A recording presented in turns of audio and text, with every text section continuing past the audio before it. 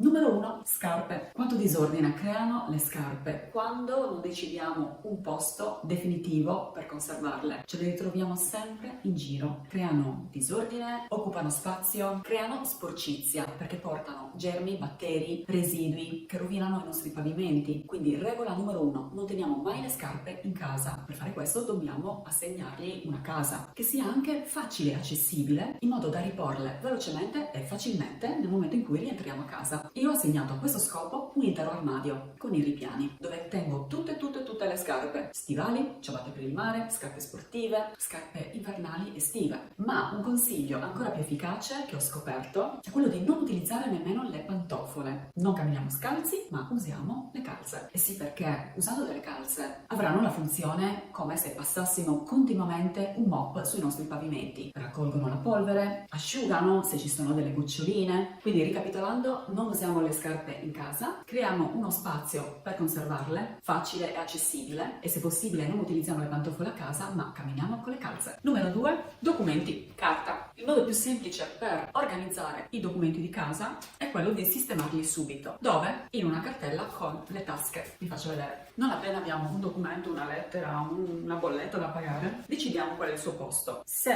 ha bisogno di un'azione da parte nostra, che può essere quello di fare il pagamento, rispondere a un invito o un buono da utilizzare per una spesa futura, una cosa che funziona molto bene per me è quella di utilizzare l'agenda. Inserirò il documento nella pagina in cui quell'azione deve essere fatta.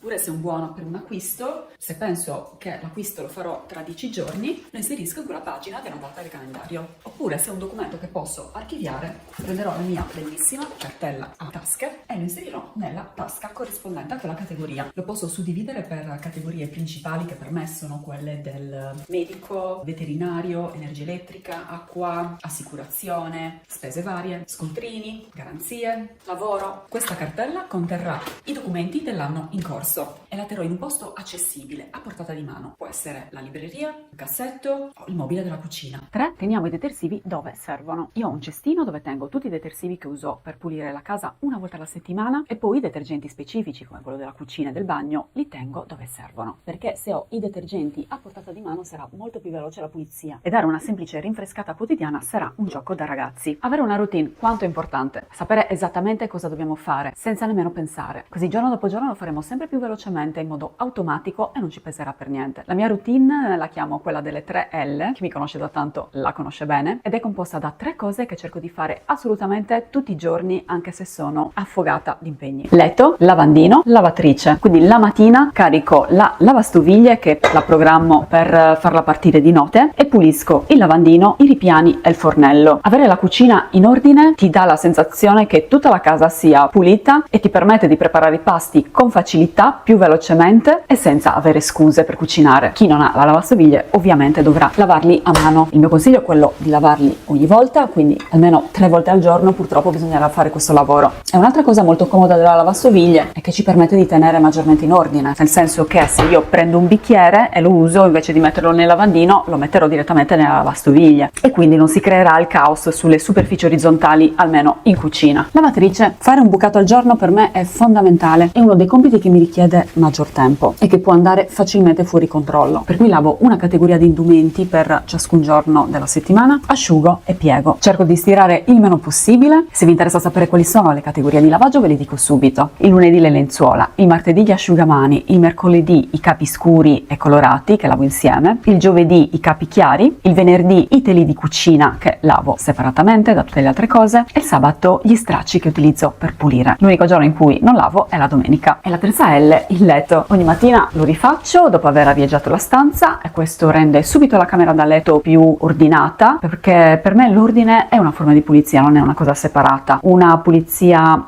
visiva, mentale, che ci permette di vivere in modo più organizzato. Semplice gesto che comunque non è da sottovalutare è quello di buttare ogni giorno la spazzatura. Quindi eliminiamo la fonte, la principale fonte di cattivi odori, diamo una veloce pulita con aceto al bidone e rimettiamo il sacchetto pulito e siamo pronti per una nuova giornata. Ma questo mi porta al punto successivo, che è il frigorifero. Prima di buttare il sacchetto della spazzatura do uno sguardo veloce in frigorifero se c'è qualcosa da eliminare. Sicuramente lo troverò. Cipolla ammuffita.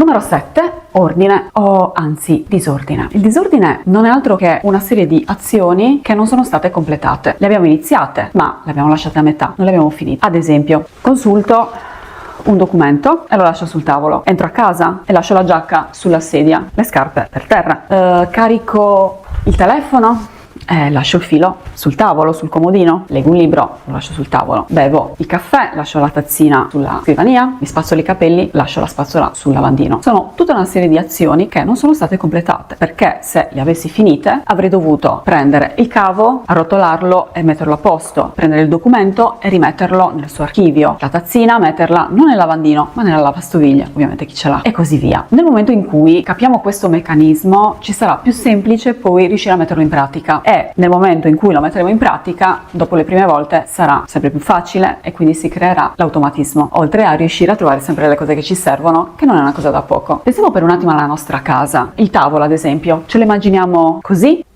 o così? Perché così può essere un giorno, però un altro giorno potrebbe essere così, o un altro giorno così.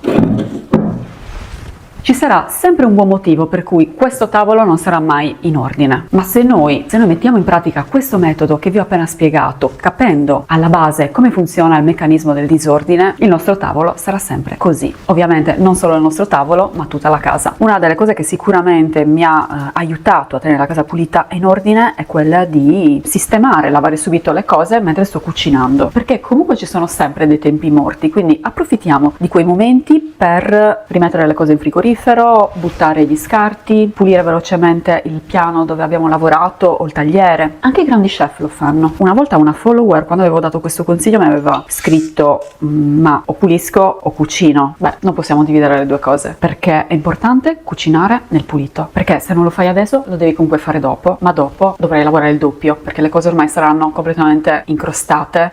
9. Imparare a pulire. Pulire una finestra, fare una lavatrice, rendere lucido un pavimento non sono cose semplici e non sono cose che ci insegnano a scuola. Non è difficile nel momento in cui sappiamo che cosa dobbiamo fare. Per questo è importante informarsi, imparare il più possibile da chi lo sa fare meglio di noi. Quindi chiediamo aiuto alla nonna, alla zia, alla mamma, all'amica che magari lavora nel campo delle pulizie, o guardiamo i video del Rifugio Perfetto. Tutto questo ci farà risparmiare moltissimo tempo, soldi, ci eviterà di rovinare le cose, di essere autonomi nel farlo e non ci dobbiamo vergognare di dire: ma io non lo so fare. Quindi è arrivato il momento di imparare a pulire. E infine numero 10, rendiamoci la vita semplice. Come lo facciamo? Innanzitutto applicando il consiglio che ti ho appena dato, quindi informandoci su come fare al meglio le pulizie e chiedendo a chi già lo sa fare meglio di noi, e questo ci darà una grossissima mano d'aiuto. E poi non pretendiamo troppo da noi stessi, nel senso che è importante vivere in una casa pulita e ordinata, ma è importante vivere. Cerchiamo di stabilire una routine il più semplice possibile, una routine che riusciamo a fare anche quando siamo stanchi o quando siamo molto impegnati. Poi ci saranno giorni in cui faremo di più e giorni in cui faremo di meno, è normale, ma sapere che comunque quelle 3 cose riusciremo a farle ci aiuterà a non ricadere nel caos totale, da cui poi sarà più difficile uscire. E tutti i consigli che ti ho appena dato ci serviranno proprio a questo, a rendere questo compito il più facile possibile. Spero che ti siano piaciuti, ho cercato di trasmetterti il più possibile in sintesi quello che ho imparato